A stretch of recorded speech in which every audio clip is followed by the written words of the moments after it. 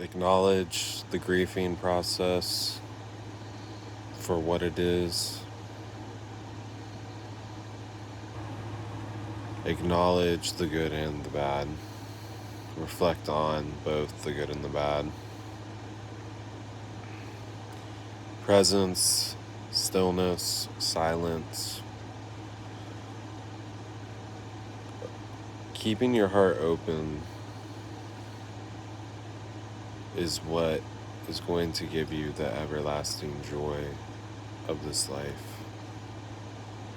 Everything in this world is designed to turn your heart off from yourself.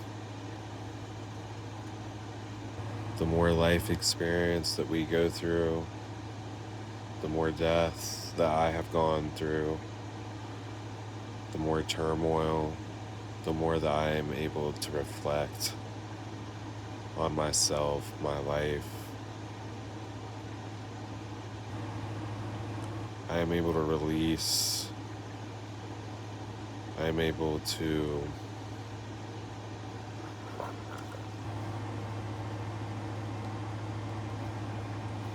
work with these emotions that I have stored for a lot of time now that I didn't understand that they were even there anymore.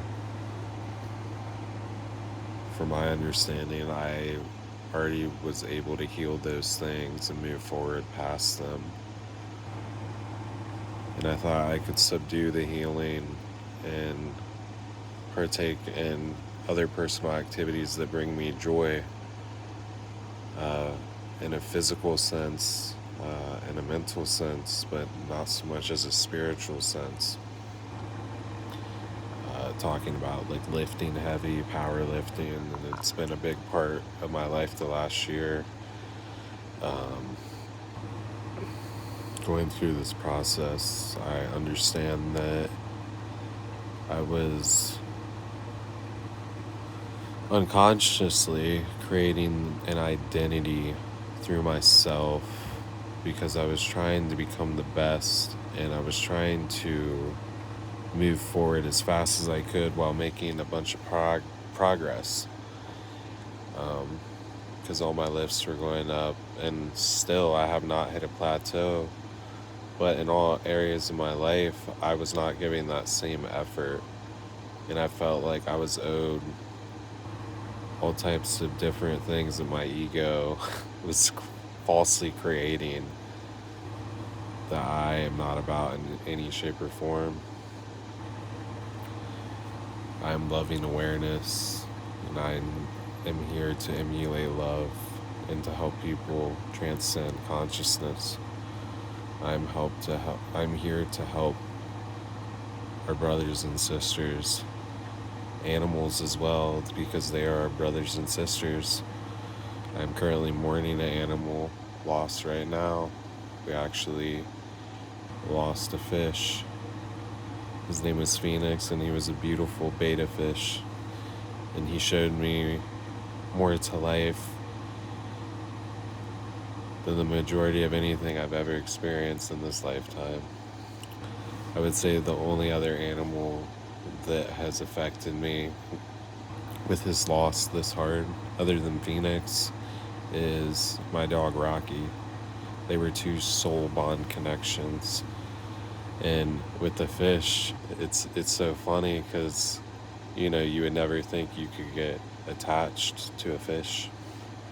And my heart was very closed ever since I had to put my dog down. That I had Rocky for 12 years. Ever since then, I kept my heart closed to any animals, not purposely, but to protect myself through pain, because I didn't want to experience that type of pain. And what do you know? I developed this connection with this betta fish through the past year and a half, 2 years. And I would sing to him, and I would talk to him every day. I would greet him, and we talked to each other, and he understood what I was saying to him. And we built this connection. We built this bond, this soul connection. And he got sick the past month, And my fiance, she's actually the one that took him in when we first got him from my younger brother, and he wasn't really being taken care of really well, so she wanted to give him the best life. And I think he ended up being like 6 years old, maybe even old, maybe 7 years of age. So he was around a long time and lived a great life. But we had a ceremony for him and buried him, and that's another thing with me that I realized in this whole process is animals to me are just like anything else, and they are brothers and sisters, and they're here for us to teach them love, and they teach us love as well.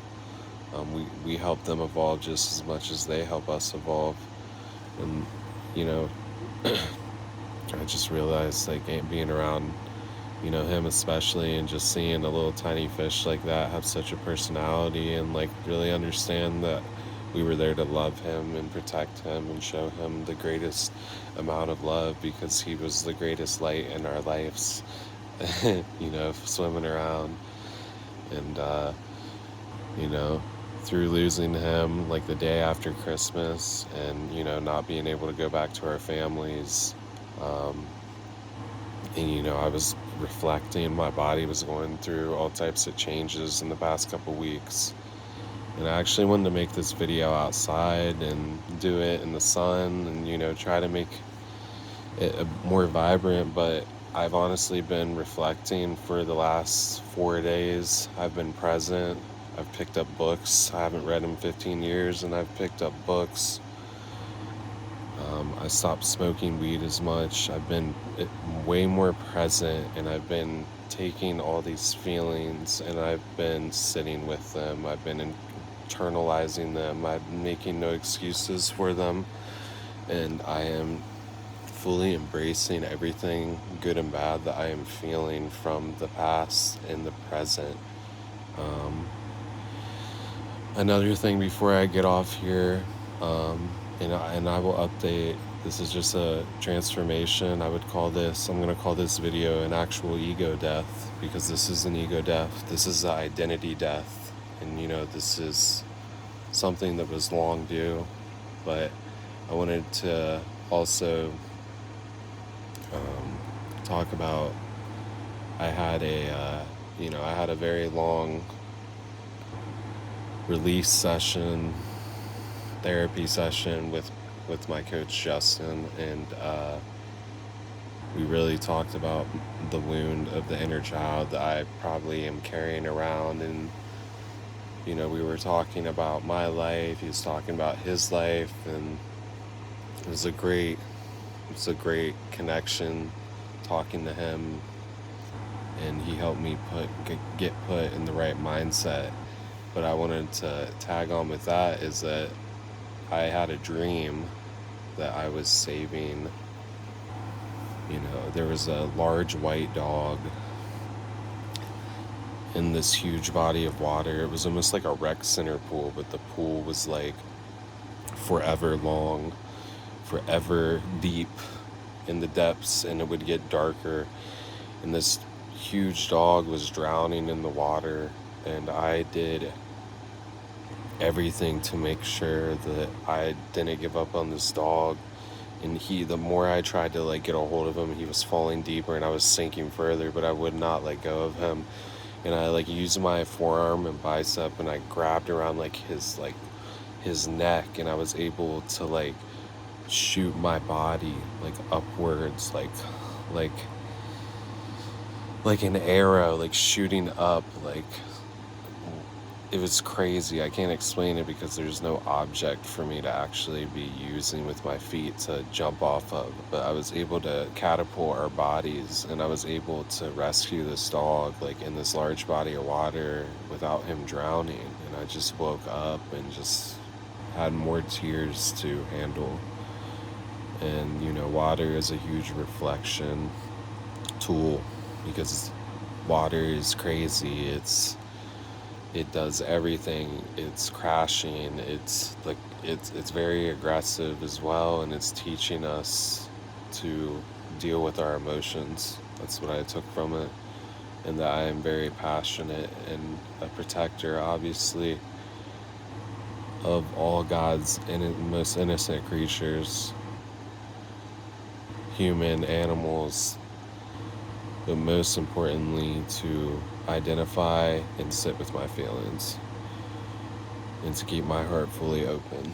Because I was letting powerlifting and I was letting the ego was trying to slip in and create the false identity that it was trying to cling to. Not necessarily that I was even choosing, but it was like creating this identity that I don't even care to have, because I don't care to be on social media. I don't see powerlifting as my identity. I see it as like a small hobby, and to like what I really want to do in life, and to not take any moment away from, being present, embracing the moment, the present moment, embracing all types of things that I'm actively doing. If I'm doing it, what's the intention behind what I'm doing? Am I doing it to connect? Am I doing it to get better? Am I doing it to become a better version of who I already am? Or am I doing it for my ego? Am I doing it for other people? Am I doing it for my family? Am I doing it for, you know what I'm saying? So I'm going to end it there. It's a long ass video. Anyone that watches it, I appreciate y'all. Sending you love, sending you light, sending you prayer, strength, abundance, and nourishment over anything you're going through. Appreciate y'all.